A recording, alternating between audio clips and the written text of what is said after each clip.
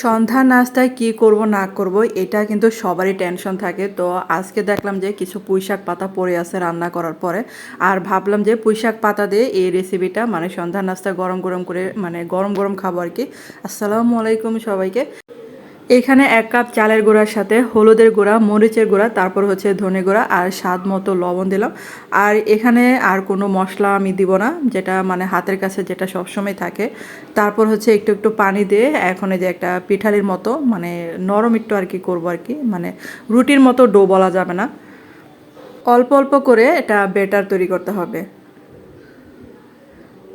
আর বন্ধুরা, আপনাদের কাছে ছোট একটা রিকোয়েস্ট, যারা আমার চ্যানেল আজ প্রথম ভিডিও দেখছেন কিন্তু চ্যানেলটাকে সাবস্ক্রাইব করতে ভুলে গেছেন, প্লিজ তাদের কাছে অনুরোধ রইল চ্যানেলটাকে সাবস্ক্রাইব করে আমার পাশে থাকতে পারেন।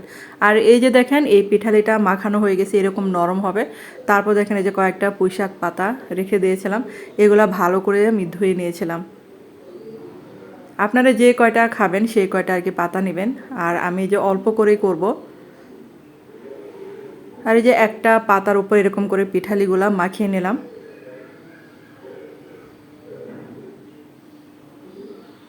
তো সন্ধ্যা হলেই মানে বোঝা যায় যে মানে সবসময় দেখা যায় একঘেয়েমি খাবার খেতে চায় না, তখন মানে হাতের কাছে যেটা থাকে সেটাই মানে করে দিতে হয় চায়ের সাথে খাওয়ার জন্য। তো এই যে দেখেন আমি রোলের মতো বানিয়ে দিলাম। এখন এই যে আরেকটা কিন্তু বানিয়ে দেখাচ্ছে আপনাদেরকে।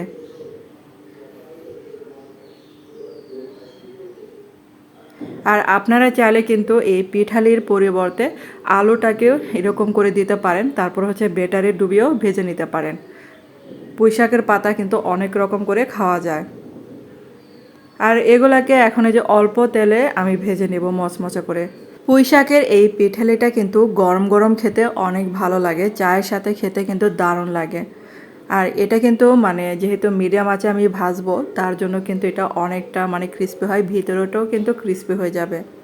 আর প্রথমে কিন্তু মানে তেলটা গরম হওয়ার আগে কিন্তু এটা দিয়ে দিবেন, না হলে আবার পাতার একটা পানি ছাড়ে, সেটা আবার তেলে মানে ছিটা লেগে আপনার শরীরেও আসতে পারে। তার জন্য আমি কিন্তু মানে জালটা কমিয়ে তারপর হচ্ছে পুঁইশাকের পুলিগুলো দিয়েছিলাম।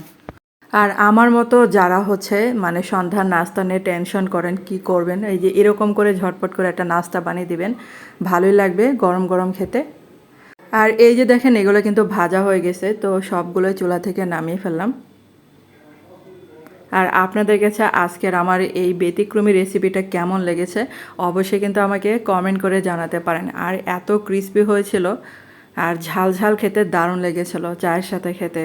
তো আপনারা কিন্তু ট্রাই করে দেখতে পারেন আমার মতো এরকম করে পিঠালি, মানে পুঁই শাকের পিঠালি। তো ধন্যবাদ এতক্ষণ আমার ভিডিওটা দেখার জন্য।